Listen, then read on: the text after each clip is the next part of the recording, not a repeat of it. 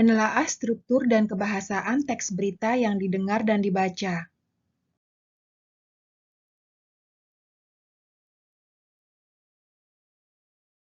Struktur teks berita.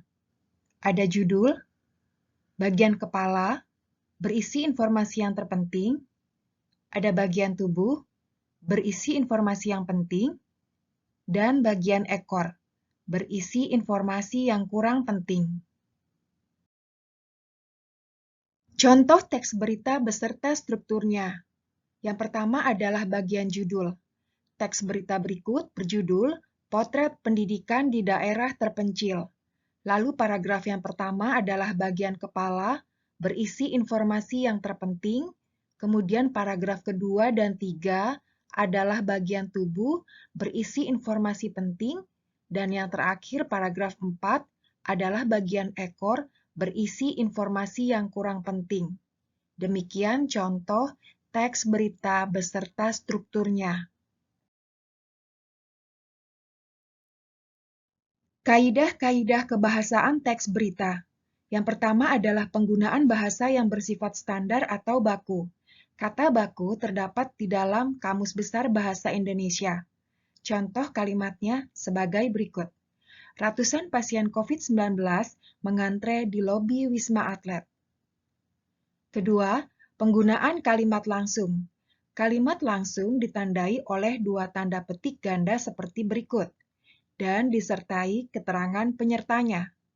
Penggunaan kalimat langsung terkait dengan pengutipan pernyataan-pernyataan oleh narasumber berita. Contoh kalimatnya sebagai berikut. Masyarakat, wisatawan, dan pendaki tidak diperbolehkan mendaki dan beraktivitas dalam radius 2 km dari kawah Gunung Slamet, paparnya. Perhatikan sekali lagi tentang penggunaan bahasa baku. Pada kalimat tertulis kata mengantre dan kata atlet. Kata mengantre dan atlet adalah bentuk kata baku dari kata tidak baku, antri, dan atlet. Kemudian penggunaan kalimat langsung, perhatikan tanda petik di awal dan di akhir kalimat. Kaidah kebahasaan yang ketiga adalah penggunaan konjungsi bahwa yang berfungsi sebagai penerang kata yang diikutinya.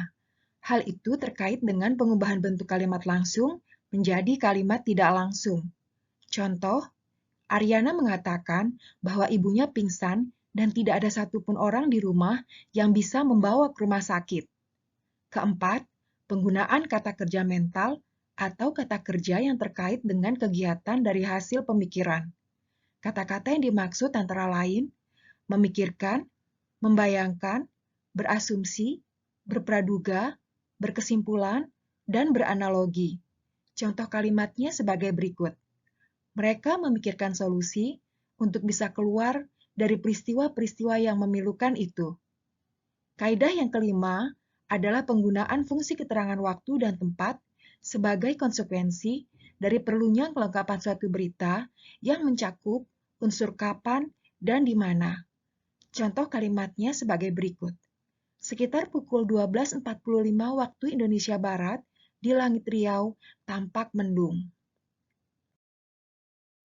Kaidah kebahasaan yang terakhir adalah penggunaan konjungsi temporal atau penjumlahan seperti kemudian, sejak, setelah, awalnya, dan akhirnya. Hal ini terkait dengan pola penyajian berita yang umumnya mengikuti pola kronologis atau berdasarkan urutan waktu. Contoh kalimatnya sebagai berikut. Sekitar pukul 12.45 waktu Indonesia Barat, Sabtu 15 Maret 2014, langit Riau tampak mendung. Tak lama kemudian, hujan yang diharapkan semua masyarakat akhirnya pun turun. Hujan yang turun di siang bolong ini memang tidak terlalu deras. Demikian belajar kita tentang menelaah struktur dan kaidah kebahasaan teks berita. Terima kasih sudah belajar bersama. Jangan lupa subscribe, like, and share, dan nyalakan lonceng notifikasinya ya. Terima kasih.